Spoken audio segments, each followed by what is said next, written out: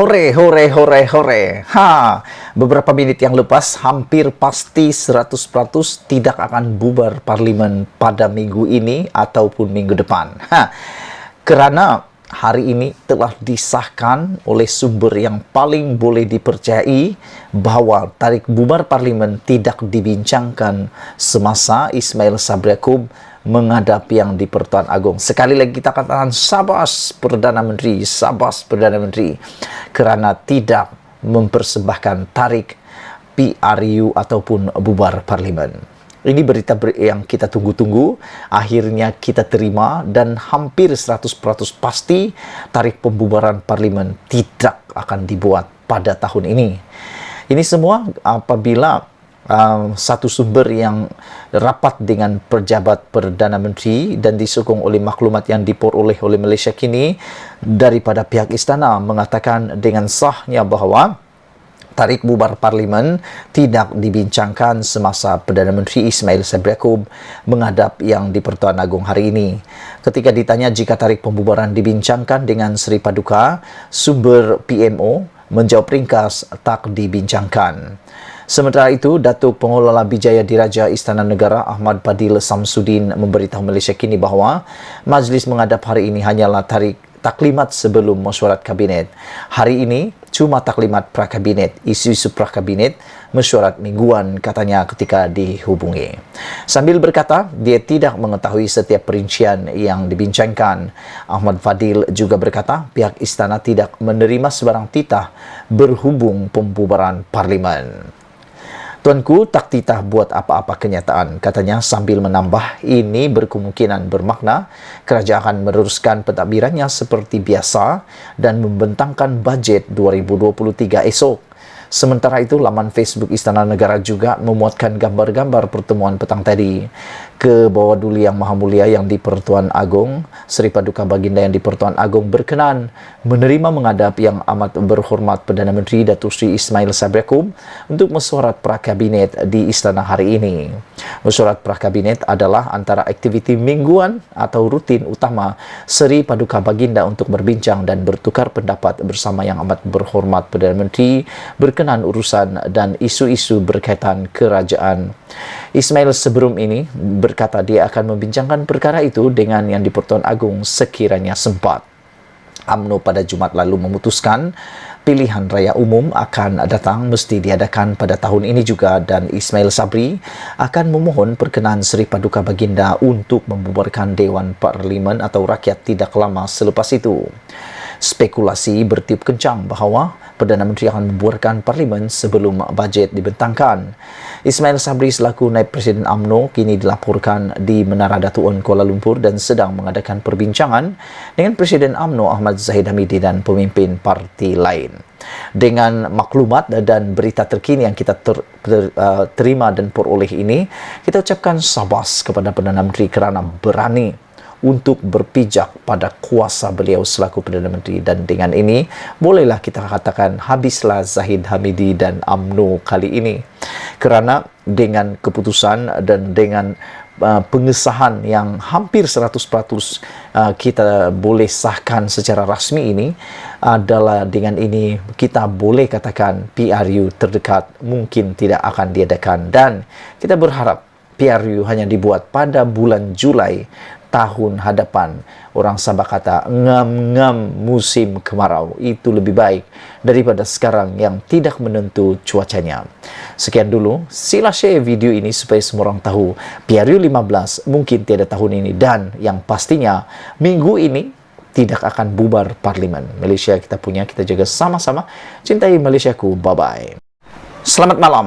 Ada aku dengar orang kata PRU 15 dibatalkan. Itu yang aku dengar. Sumber terkini yang saya peroleh, tak tahulah kebenarannya macam mana.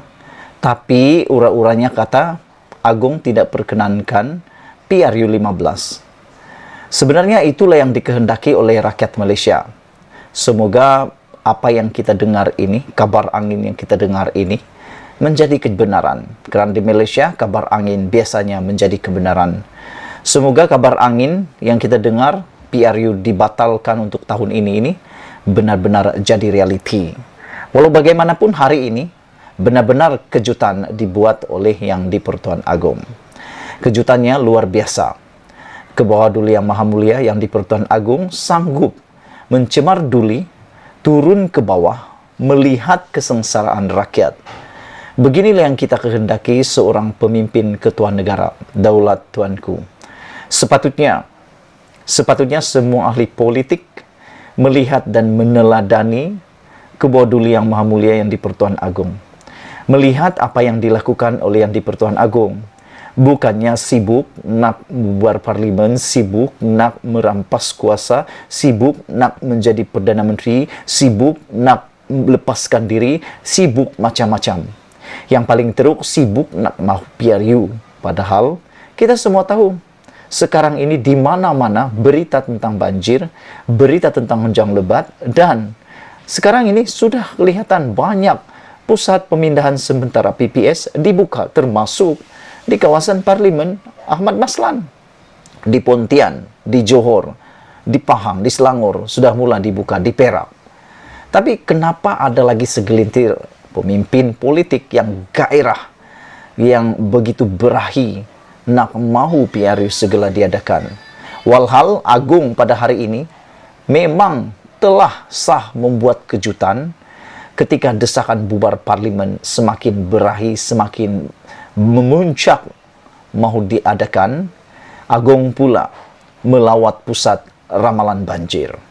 Sepatutnya aku fikir semua ahli politik yang mahu PRU ataupun tidak mahu PRU bukan bertelaga sesama sendiri, tetapi lakukan seperti yang di-Pertuan Agong lakukan ini. Pergi ke kawasan-kawasan banjir, pergi ke pusat ramalan banjir ini, belajar, study, coba teliti, siasat apa yang akan bakal berlaku kepada Malaysia supaya kita ada persediaan. Berkata pepatah, sediakan payung sebelum banjir. Bukannya sudah terjatuh baru tengadah. Bukannya sudah berlaku baru menyesal.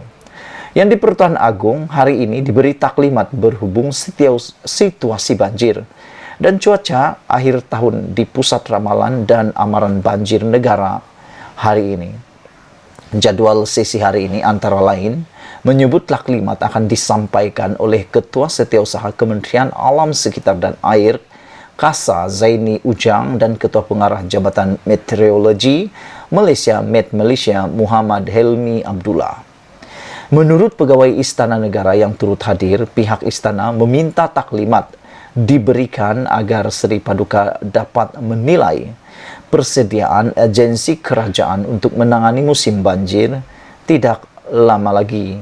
Lihat di sini, betapa Agung pun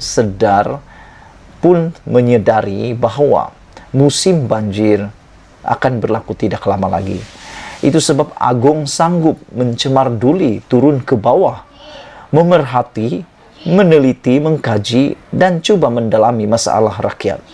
Sepatutnya para pemimpin memilih melakukan seperti yang dilakukan oleh Agung. Jangan sibuk pula nak mahu itu dan ini di kala rakyat sedang terhimpit dalam kesusahan. Turut hadir dalam lawatan tersebut adalah Menteri Alam Sekitar dan Air Tuan Ibrahim Tuan Man, Menteri Kesihatan Khairi Jamaluddin dan Ketua Setiausaha Negara Muhammad Zuki Ali. Difahamkan Khairi jangka memberi taklimat berkenaan situasi COVID-19 serta persediaan Kementerian Kesihatan untuk menghadapi musim banjir. Lawatan baginda ini adalah diadakan ketika desakan kepimpinan tertinggi UMNO agar Perdana Menteri Ismail Sabri Yaakob segera membubarkan parlimen bagi memberi laluan kepada PRU 15. PH dan Perikatan Nasional pula berpandangan PRU 15 hanya diadakan selepas musim monsun timur laut, yaitu bermula November ini sehingga Mac tahun depan. Semalam, Zaini dalam satu hantaran di Facebooknya berkongsi maklumat grafik yang menunjukkan ramalan hujan untuk semua 14 negeri bagi bulan September 2022 hingga Februari 2023. Menurut infografik itu, Kelantan, Terengganu dan Pahang dijangka mengalami hujan puncak pada bulan Disember, manakala Negeri-negeri lain di semenanjung Malaysia dijangka mencatatkan hujan paling banyak pada bulan November. Sementara itu, ramalan bagi Sabah dan Sarawak pula menyaksikan kedua-dua negeri Malaysia Timur itu menerima hujan puncak pada Februari 2023. Ismail Sabri dijadual menghadap Yang di-Pertuan Agong pada jam 4 tadi dan telah selesai pun beliau menghadap Yang di-Pertuan Agong sebelum Kabinet bermesyuarat pada hari esok. Belanjawan 2023 kemudian dijangka akan dibentangkan di Dewan Rakyat selepas itu. Saudara-saudara yang saya hormati sekalian, begitulah kesanggupan ke bawah Duli Yang Maha Mulia Yang di-Pertuan Agong turun padang melihat sendiri kesusahan dan keperitan rakyat. Aku harap apa yang dilakukan oleh Yang di-Pertuan Agong ini menjadi teladan kepada semua pemimpin politik yang ada di Malaysia. Tak malukah melihat Yang di-Pertuan Agong sanggup meneliti kesusahan rakyat, sanggup mencemar duli turun padang, meneliti bagaimana keadaan sekiranya berlaku PRU. Tak malukah para pemimpin? Itu persoalan yang besar. Dan seperti yang makin hangat diperkatakan sekarang ini, sebenarnya bukan semua mahu PRU diadakan. Hanya ada satu parti politik yang benar-benar beria-ia nak sangat PRU, yaitu UMNO. Jadi yang menghairankan, apa sebenarnya yang mau dikejar UMNO? Apa sebenarnya yang mau diperjuangkan UMNO untuk PRU 15 ini? Kalau dikala kerajaan Perikatan Nasional Gabungan PAS bersama dengan Gabungan Barisan Nasional mahu PRU itu, tetapi bukan semua, hanya sedikit yang mahu. Kenapa? Apa sebenarnya yang mereka kehendaki? Kalau nak ditanya, aku sebenarnya secara pribadi, aku tak berminat langsung PRU 15 pada tahun ini. Kerana banyak pertimbangan yang mau dibuat. Antaranya ialah perbelanjaan budget yang akan melonjak lebih tinggi sekiranya PRU dibuat pada waktu banjir. Sekian dulu untuk kita hari ini. Jangan lupa tinggalkan komen Anda. Malaysia kita punya, kita juga sama-sama cintai Malaysiaku. Bye-bye.